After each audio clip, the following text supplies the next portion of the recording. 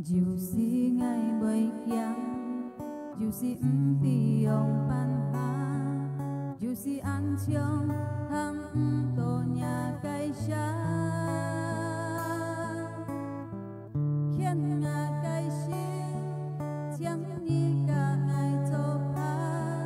阮啊解约，不就阮就停，行到领解勉强，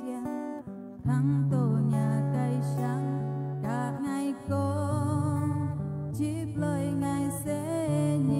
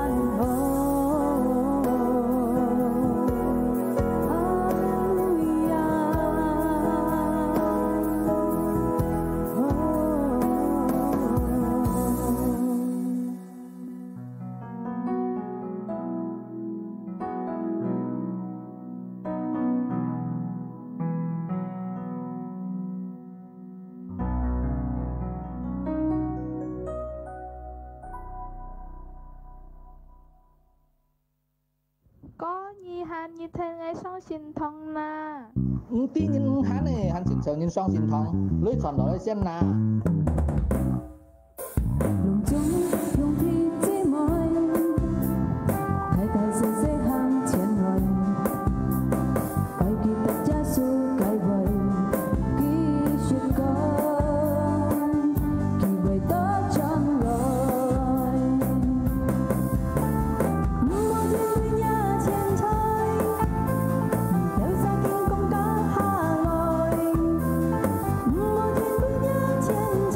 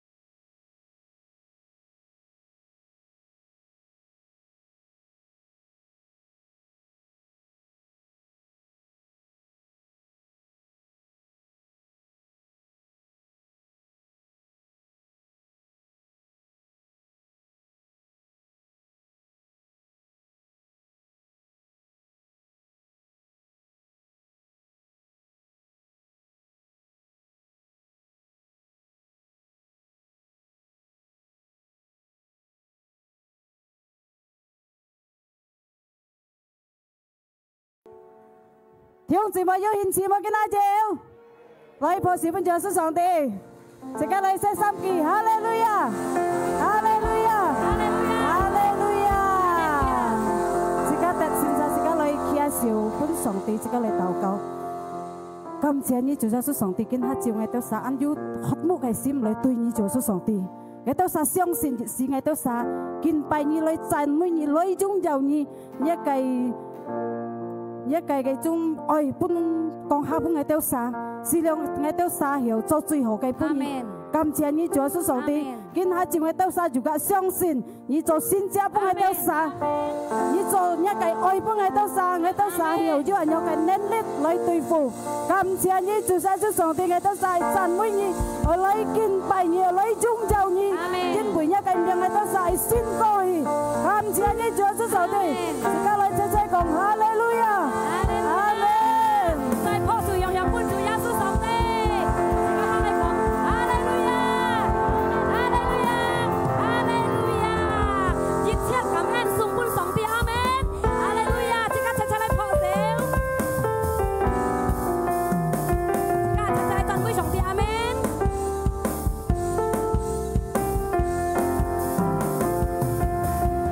熱切感恩讚美。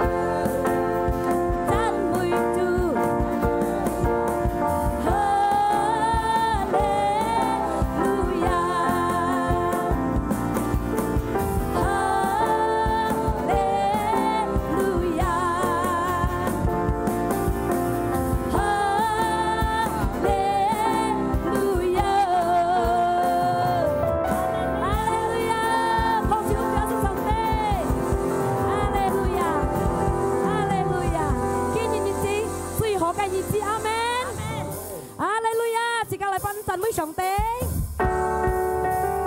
時間扯嚟放射，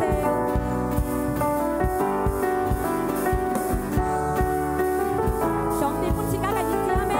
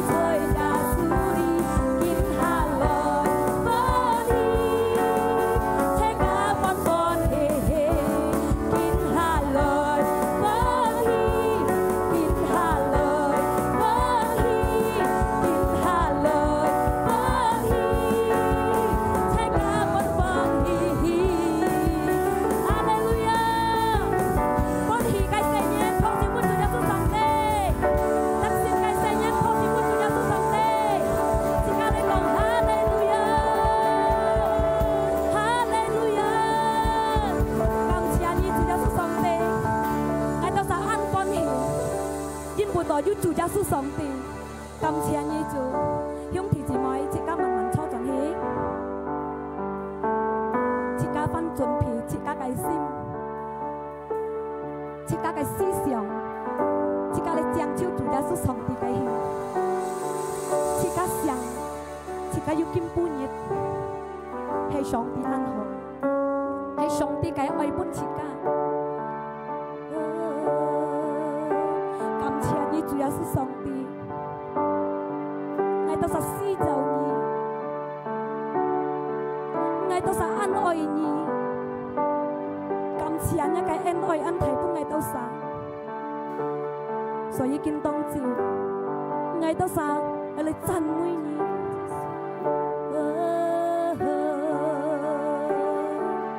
哈利路亞，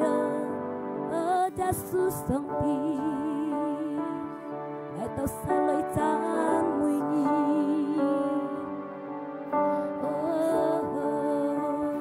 我到山上，我到山地，沒有我到山嘅力量，沒有我單山嘅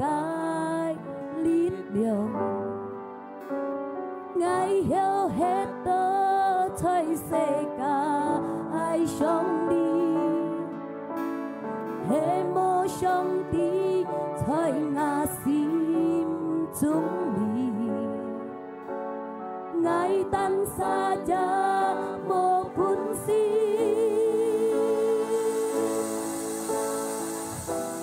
như thế ngã cái lít liều chịu khăn cu ngài đi ngài lời nhà miền chân đi bài nhi song đi ngã cái kêu em chung nhi lời cái song đi cha su ngã cái song đi ngài an si trao nhi nhi ngã cái song đi thôi ngã xin chung đi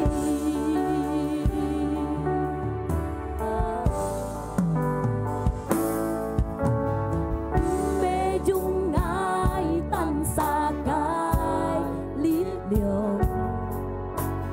ngài hiểu hết tớ thôi sẽ cái sông đi hết mô sông đi thôi ngã xin chung đi ngài tan xa cha mô bún si như thế ngã cái lít liều chịu khăn cu ngài đi ngài lời nhà miền chân đi bài nhi sông đi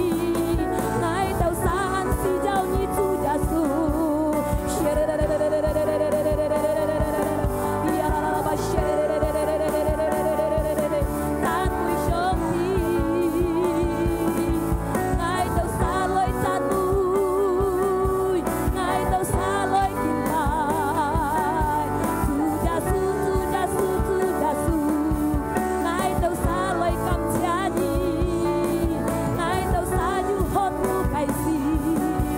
với tao nhà miền thiên lý ngài tao xa xiong xin Giêsu Giêsu Hallelujah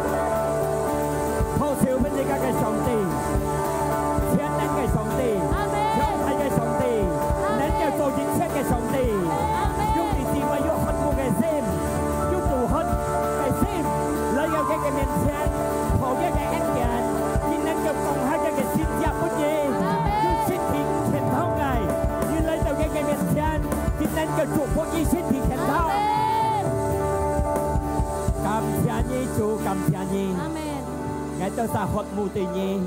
Kinh tông chiều ảnh hồi khi phủy Ngài tao dịch thiếu xím lại tao nhà cái miền chán lấy chăn mi nhé, lấy kinh bài nhé, lấy lung dầu nhé. Ngài xong xin tông ngài tao dịch lung dầu dịch kinh bài, xong thì còn ra cái xin gia của ngài tao nhé. Ngài tao nha cái phi dầu, tại tao nha cái anh tiện, tại tao xin đi khen thông, tại tao xếp chung đi phiên an, xếp chung đi khai lao, xếp chung đi yêu hỷ lao.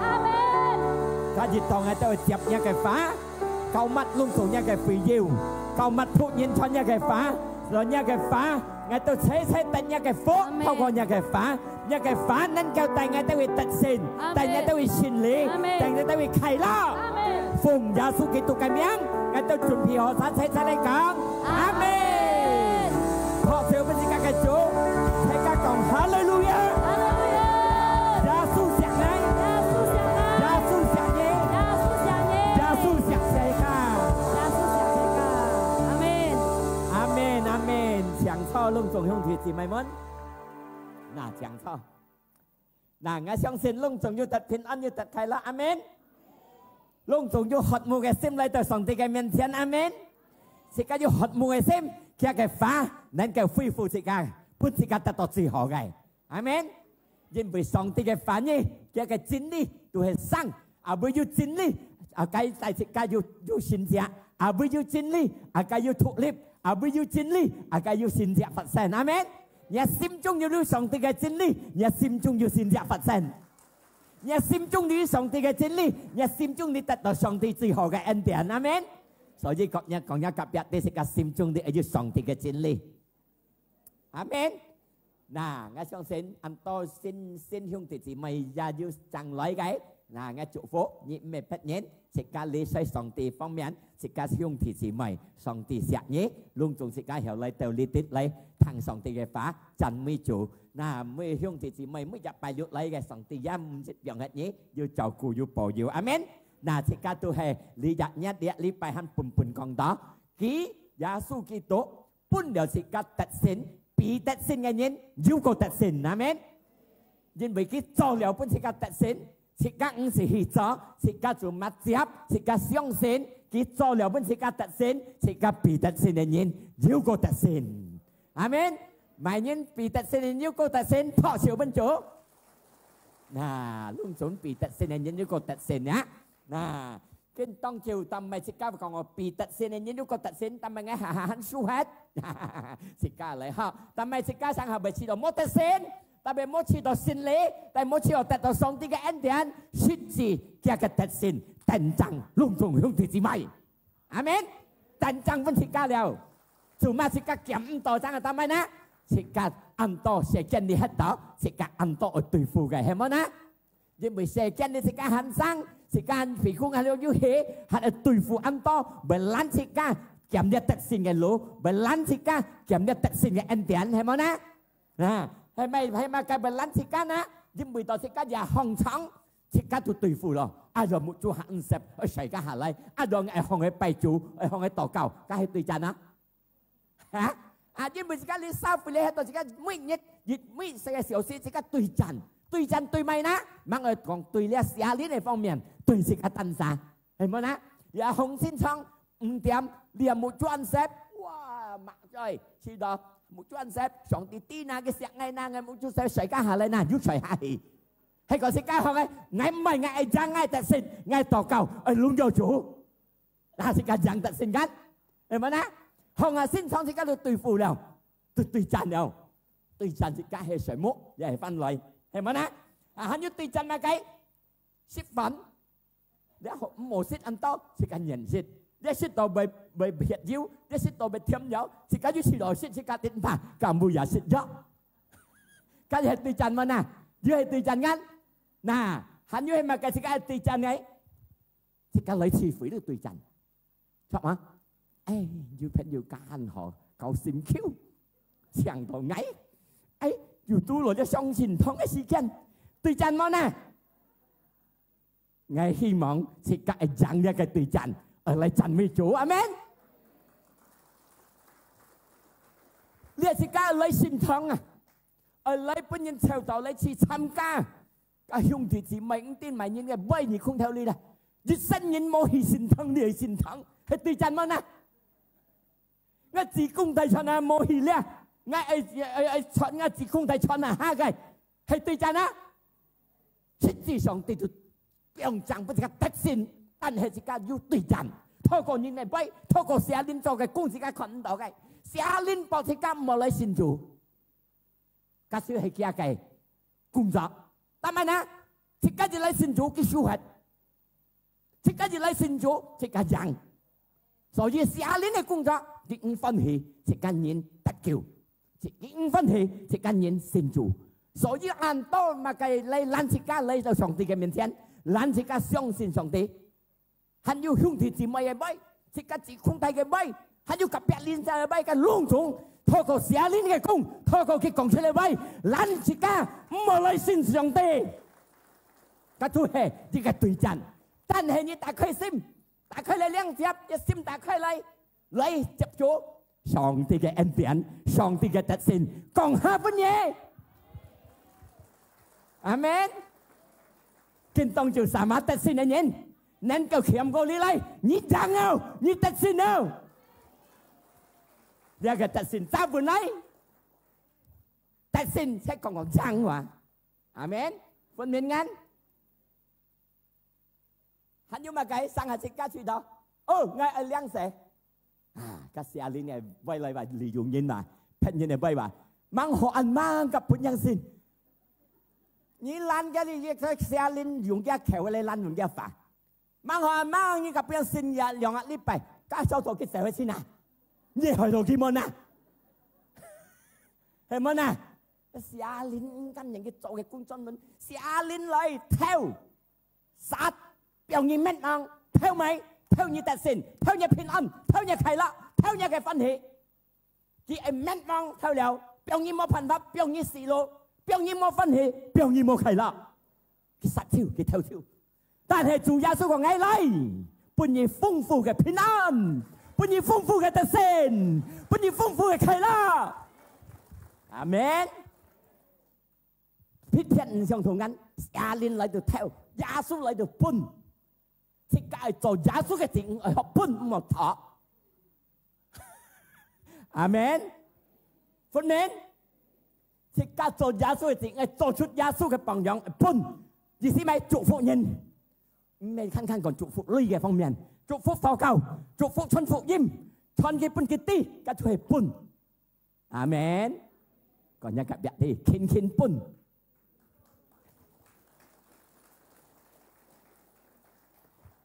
หันอยู่กี่เท่าสิกันมั้งสิเท่าสิกัน順服上帝嘅法順服上帝嘅命令要啊時常發生緊上帝講你得勝你健康哎呦，肉都講冇健康，創我嘅人命。上帝講你有力量，你也透過佢嘅變相你好，你係信每個你嚇，先係信上帝嘅。佢偷你嘅信心，偷你嘅順服，表你冇順服一個法，冇相信一個命令，係咪啊？一都係亞連偷嘅，即係對戰啦咧，要係對戰緊，即係單啥要講麼？講出條河麼？係咪啊？要人麼？我老公要賺麼？到夠到麼？個對戰啊！你相信你得到，阿門！你相信你得勝，哈利路亞！還要對戰咪計？不壓、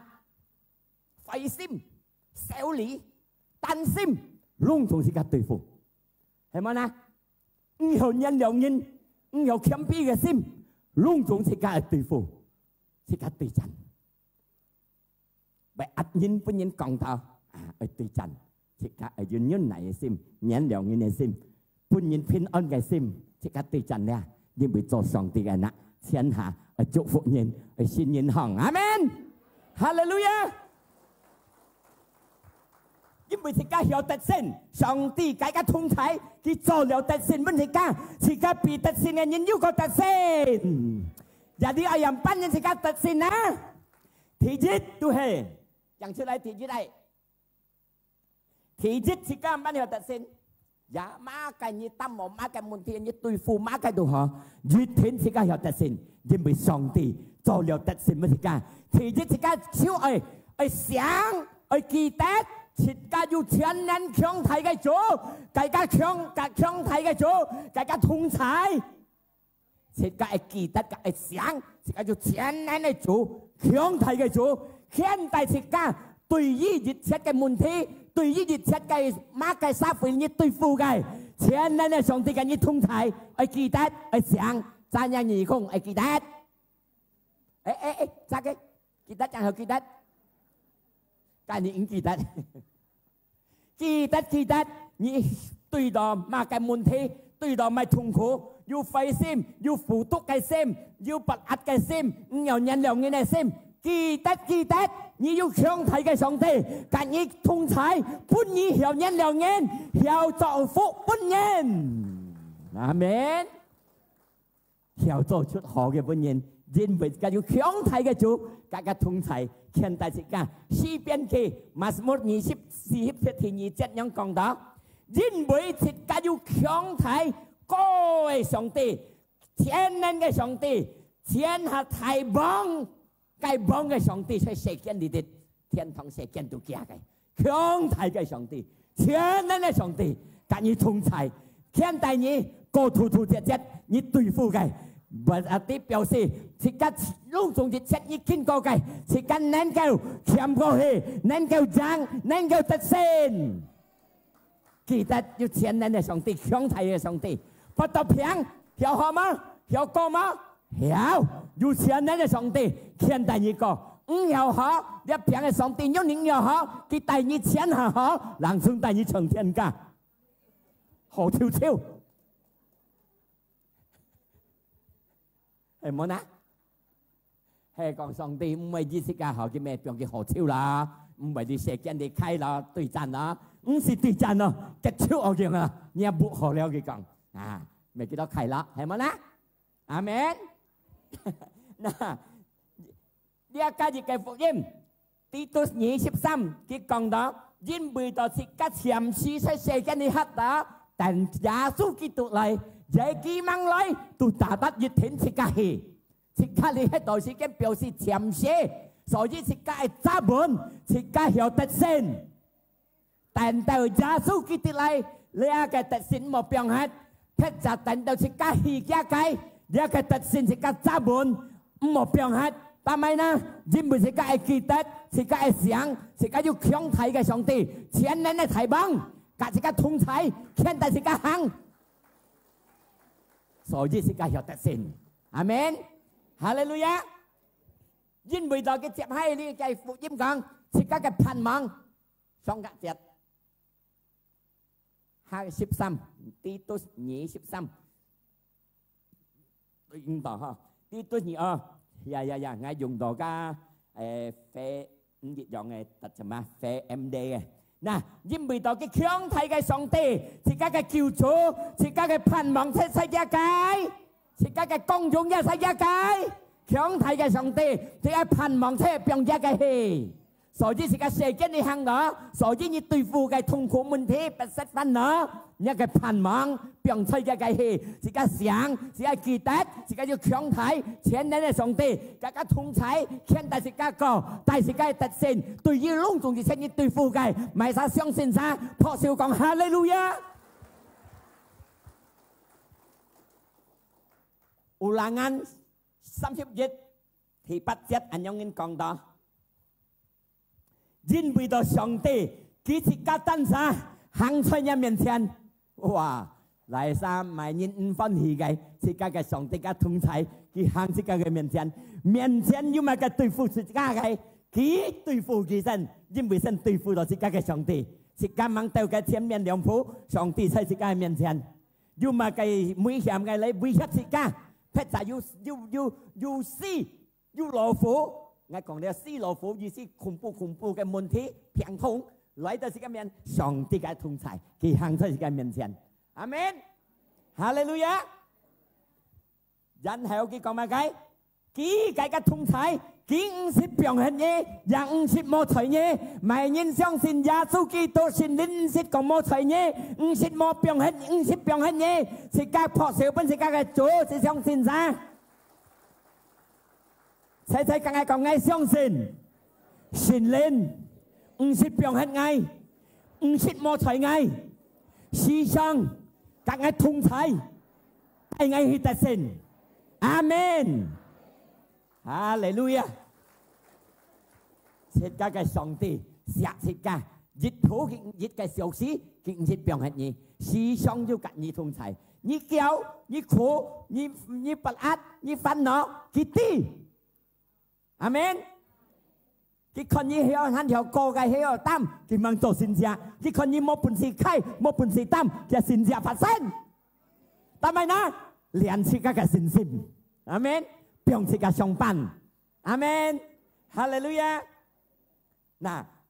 所以呢個約書亞記第5節有人講到，係講上帝嘅家通才，上帝獻大自家。你是看呢個經節，佢講到約書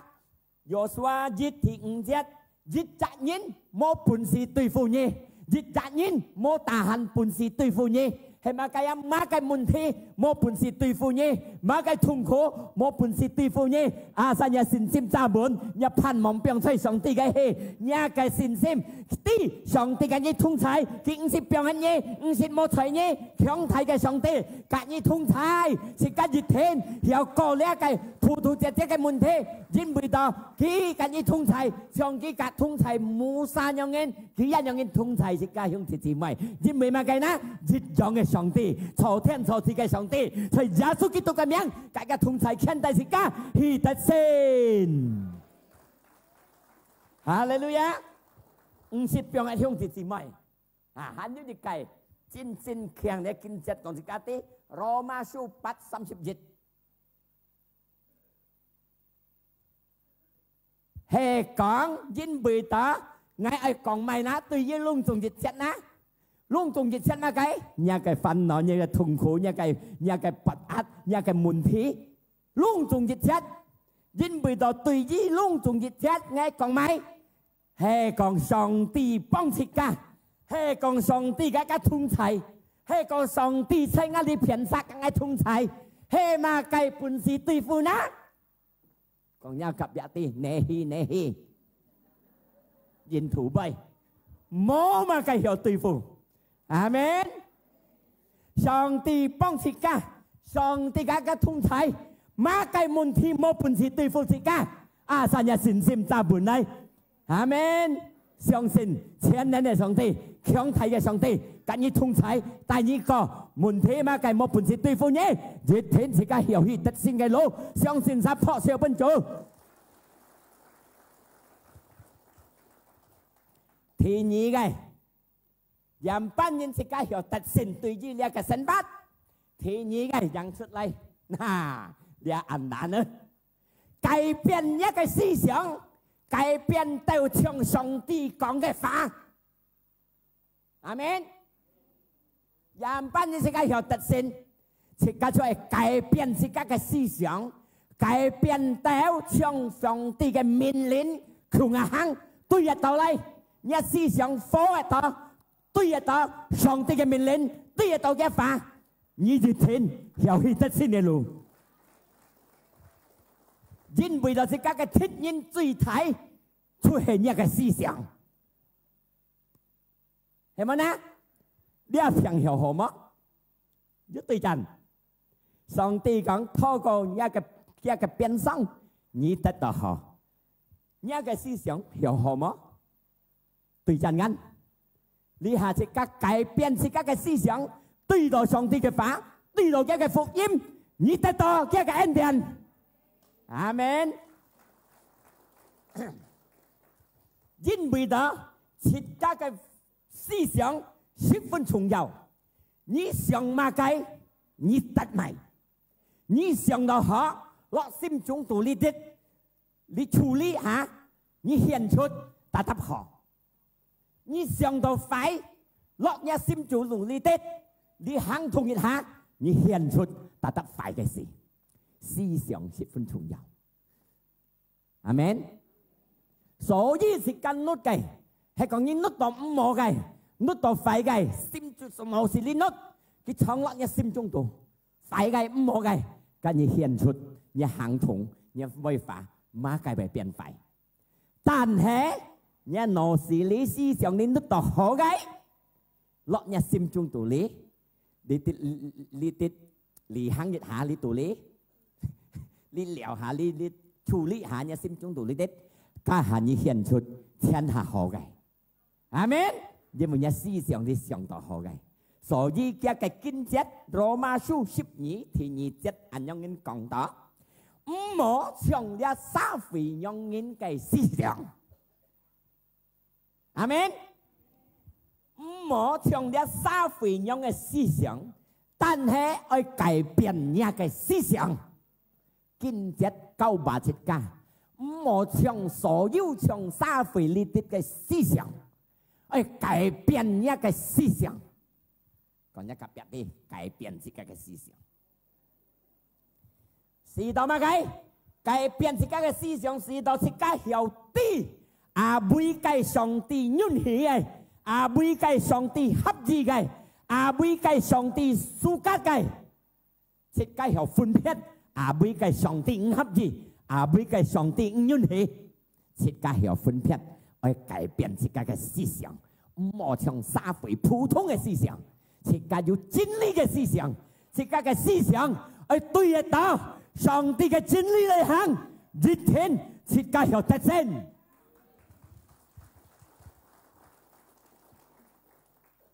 為咗乜嘅？你曉得了好，上帝合意，結果即刻得到千萬。阿們，你想買，你得買嘅嚇，所以要想得好。你也即刻來信堂，我係想我係拜主，係讚美主，係敬拜主，你達得到歡喜快樂。阿們，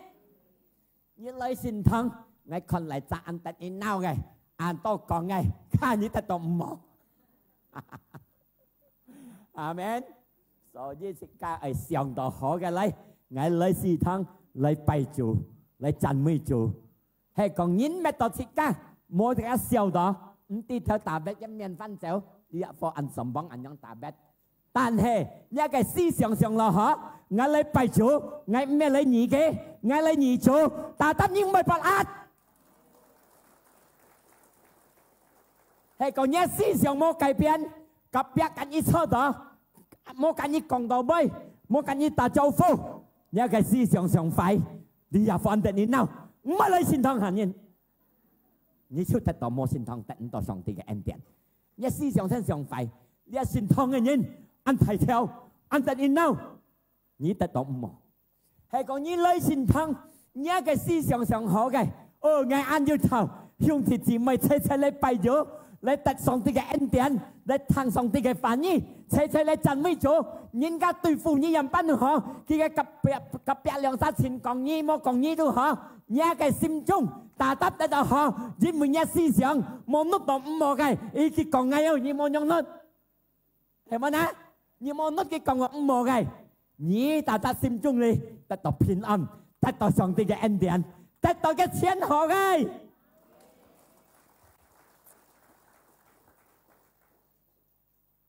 你阿老公出門睇暗陣，你思想係唔好嘅，咪搬床冇帶走麼？但係佢緊張咪搬床冇帶走。睇暗陣，你想東想西，家就變嘢心中都唔有平安，係咪啊？哎呀，乜人？哦，老公睇暗陣，老見到佢人嚟禱告，主，我重複得咪暗冇陣，我相信。你祝福佢，你現在嘅新規嘅乜冇發生，一天嘅得到好，阿們。在下頭要籌辦好先，多多禱告，多重複老婆咩一樣冇少，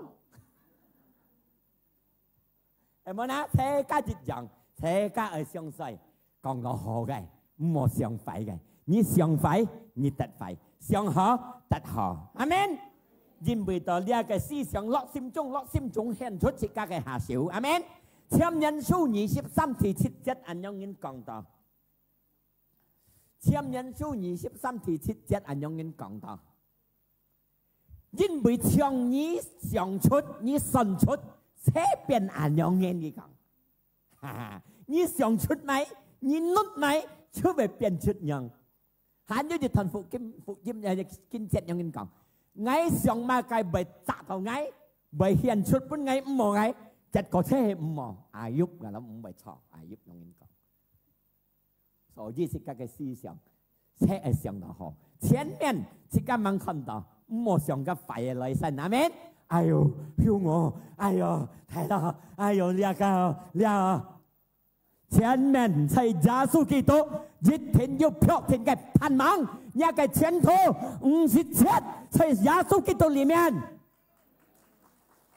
世間可以行到唔好經濟可以行到唔好在耶穌基督裏面信心扎滿強大嘅上帝跟你同在現代你個日切呢社會嘅經濟唔好嘅本一個心中有平安有快樂有得勝有喜樂有歡樂阿們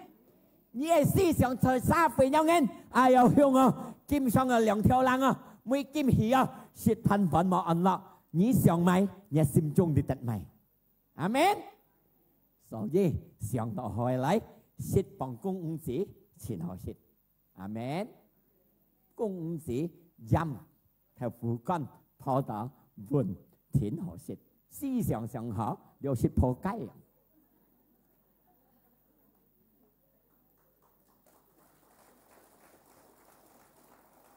係冇啦thọ theo phụ con thì cái思想好話ảnh響破解改變打咗cả phản phận mọi chuyện đó cha phụ những cái con cái ban thì sa phà điều thảo có nhãn lượng mỗi theo đó ngay sần sang như thế bà lót bật vũ đâu li pan vui ở sòng tiền nè 70兩歲80兩歲去撈啊在上帝裏面思想上好去撈一天得到上帝嘅同在看待你要歡喜要快樂阿們也思想冇上帝嘅真理hết có世間呢đồng bạch tôi yêu lấy tôi phân nó đi làm bao nhiêu họ biếng co biếng lộ chủ biếng ái biếng nhau đi hình nhau còn mà amen và lẽ kinh chất講笑啊所以呢個神經主摩沙上帝和摩沙派12人去普一個地方甜甜將嘅內容一啲種作啥嘛強強配大字好好12沙落去普落去看12沙看到日樣嘅情況12沙看到好好配10沙在呢報告佢講唔好搞啊我呢人太太強強突然間輕嘅樣ngay con ngay thịt cá liêu thổ máng樣嘅講10沙人樣講在呢報信12沙去看10沙講我唔好嘅上帝一冇講佢錯盲幾時家講佢家錯盲社呢一日唔敢講佢錯盲幾時家講佢錯盲但係呢嘅思想先甩廢佢唔啲上帝佢陪上帝本意最好嘅地方陪種作強大字但係兩沙唔相同10沙講到唔好思想唔好講佢家了錯盲樣講一及一啲時間咩錯盲阿們強讓家嘅生行也強隆重輕即刻對住唔樣佢講即刻了錯盲樣我講兄弟姊妹聽即刻唔好看即刻喐看即刻學因為要錢人嘅上帝在你心中即刻強即刻得勝阿們聖經都也要做要按照意料呢係寫嘅激本呢個米甸嘅家控制7年因為佢做錯呢個以色列人對於上帝犯上本呢米甸上帝用嚟控制7年一下摘一個利息佢種嘅東西佢班人要嚟搞臭咪到呢班人狂驚佢狂一下個當然要驚但係呢一個思想人類要驚啊就係個動撲空窿嘅狂呢班人貼人類啊còn nhắc cặp啲時間冇空窿啊冇驚gì先對付嘅但係呢因為呢個上帝透過一個先知上帝講法你冇驚，你能夠帶領班以色列人得勝，你都係英雄，咁嘅英雄。但係呢個基甸佢驚就去講，上帝講你英雄，在上帝裡面，即係上帝嘅英雄，冇驚，阿們。敢對付一切，你而且爭取你嘅思想，你對付你看咪，你看到驚，你咪得到驚，你看到驚。但係你講真係，我要上帝嘅上帝，要全能嘅上帝，設計要壓真係，驚變冇驚，退步變進步，退變前進。應該講冇一戰堂退步前進，嘿，阿們，超得勝，哈利路亞。บุคคลยินของการติดผ่าอย่าดิเลี้ยไก่มาไทยฟูยิ้มกิ้วชิบเลี้ยวไงยุ่ซ้ำไก่ตอนที่ไงกองยองไก่กินหาไก่โมชีแกนเนี่ยมาไทยฟูยิ้มกิ้วชิบเลี้ยวเจ็ดอันยองกองต่อเลี้ยหล่อไก่思想是ไก่บ่นทัดเลี้ยหล่อ思想กี่กองมาไก่โมจิจัดยินปูซ้ำคูเนี่ยปิวปูซ้ำคูเนี่ยหล่อซ้ำคูอยู่กับสิ้นปูหีปูยองยินเห็นไหมนะหล่อปูนี่用新ปูหีปูหีช้าก็หล่อปูติดแล้วก็新ปูไปปั้งหลันหัดเห็นไหมนะเกี่ยวซีมาไกกะหาไรหันยิ้วยิกไก่เจ็บห้าหีมาไทยphụcยิ้มกิ้วชิบชิดเจ็ดยันยองยินกองยาดิดยองยี่กองเดียสิ้นไก่จิ๋วโมยินเปียงก็หล่อจิ๋วถอยไก่ล็อกยิ้มไปเรียสิ้นไก่จิ๋วยิดฝัดพูไอ้กองก็หล่อไก่จิ๋วถอยไปชาหลันหัดทำไมนะยิ่งไปเรียนหล่อไงจิ๋วถอยบ้องไปจ้องเดียวแล้วพวกเขาฟัดผู้เดียวฟัดเดียวแล้วเนี่ยฟันจ้องสิ้นไงกี่ใบหลันหัดสิ้นไงจิ๋ว用สิ้นไงถอยสิกาใช้ยาสูกิตุ里面สิกาเปลี่ยนสิ้นไงยินให้ไม่ยิน相信ยาสูกิตุเปลี่ยนสิ้นให้ไม่เปลี่ยนสิ้น思想變สิ้นเนี่ย個思想係重新就福音嚟行就反義嚟行唔好用呢攞嘅思想嚟行對應到còn有夾一啲攞嘅對應到攞嘅潮收了阿們咪查爛一嘅信心阿們咪查爛一嘅信心變唔真呢係揾個新嘅思想嚟裝上帝嘅反義裝上帝嘅法裝上帝講出嘅呢係新嘅反義新嘅思想能夠裝加嘅反義新嘅呢係用一攞嘅思想對應到潮收查爛hết信心Amen 所以是講係接上帝嘅恩典接一個反應用新嘅思想新嘅心就嘅新嘅 Amen 咩就一攞嘅思想幫ไป攞嘅咩強咧夠謙夠酷生嚟攞嘅對應到 Amen 哈利路亞歡迎啊天主係充滿心天主嘅方面係就新嘅思想嚟行隆重上帝嘅法係帶出個特性，阿山有新嘅思想，聽一嘅法嚟行，越聽越去到特性嘅路，係你用一攞嘅思想，越聽越得唔到，阿門，哈利路亞。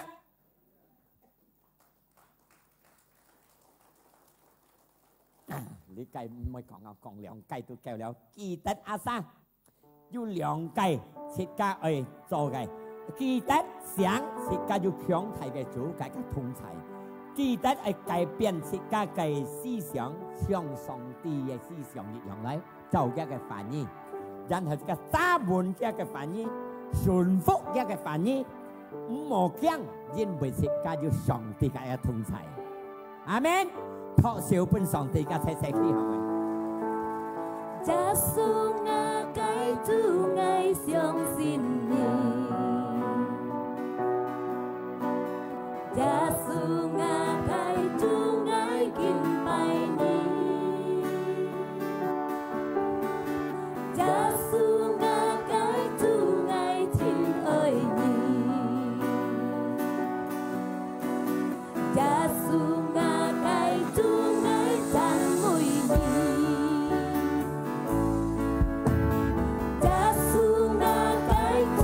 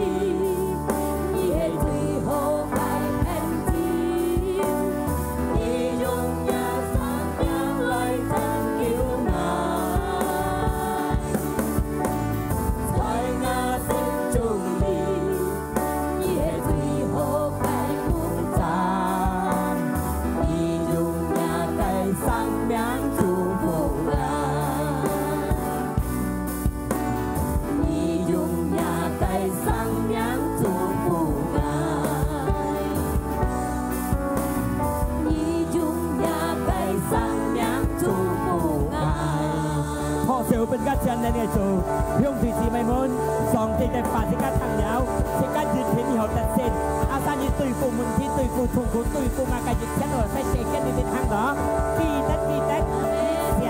即刻要強睇嘅上帝，大家痛睇，記得，然後即刻改變自己嘅思想，就上帝嘅旨意嚟行，即刻前進，就一個命令嚟行，打滿一個旨意。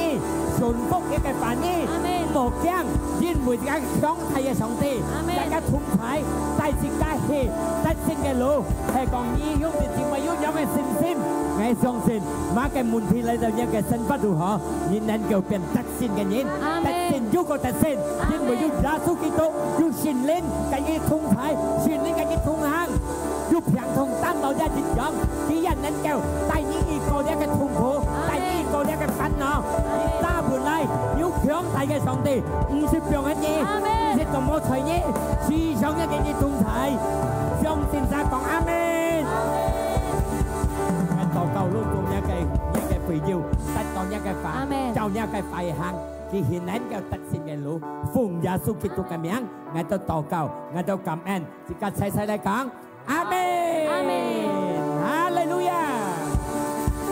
Song thì chủ phụ thầy ta, ngài trong đến. Luôn cùng hướng gì mấy yêu cầu các cái phá lại hàng dịch thiên tại đó các cái phụ hì ngay sáng thái khách thôi cho toán để thằng hạ bộ cổ lấy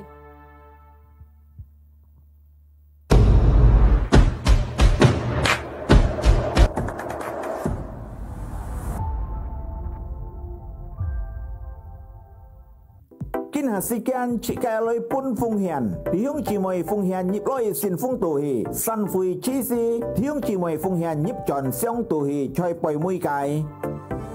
ngay chàng thiếu chỉ mồi lại tham gia chủ Giêsu xin thiên chương bài sĩ nhất nhị ship kiều họ liệu tiệm chơi chỉ cái xin thong li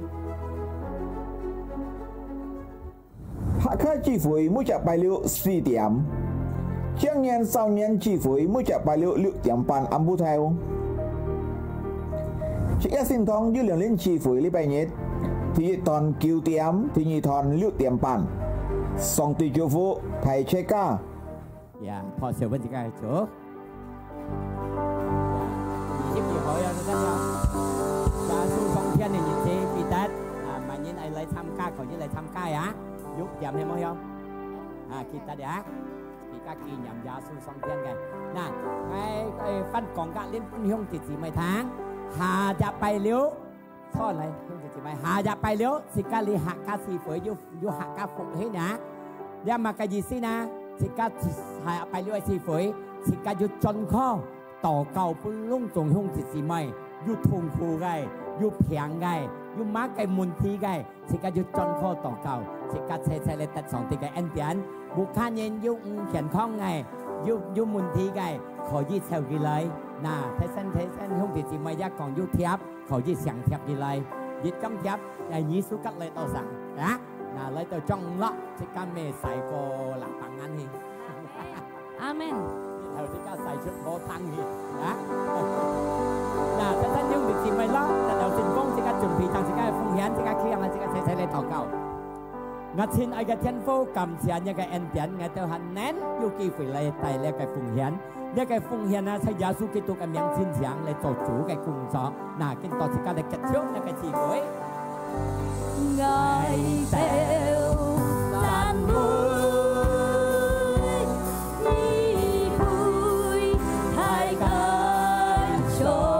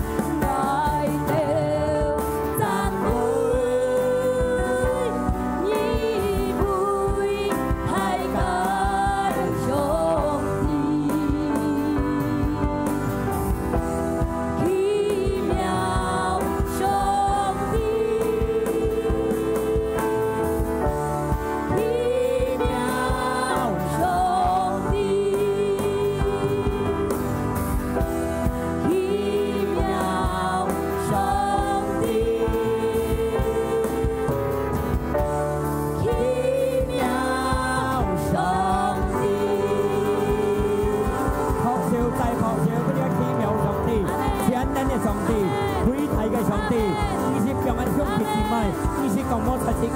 時常大家同在，大自己特事。感謝你神靈要聽大家嘅智慧，從頭到尾，加入到我到一個肥料係全國晒無卡，我到相信你，我到同在，但我到全部卡冇受欠嘛計。兄弟姊妹們，自家企喺送上嚟，自家嚟接一個天父平安快樂健康充滿到自己心中一個福氣，主耶穌寫實家。佢獻出一個寫，佢來世間死復活，為了每一人相信佢啥，得到永遠嘅生命。神靈唔是讓我自己思想嘅同在，但係自己係得勝，自己嚟接一個福，自己嚟享受一個福，自己嚟做出一個福，本人人何得？在耶穌基督嘅名，自己感恩，自己禱告，自己切切嚟講，阿門。我請大家坐在呢，因為到按鬧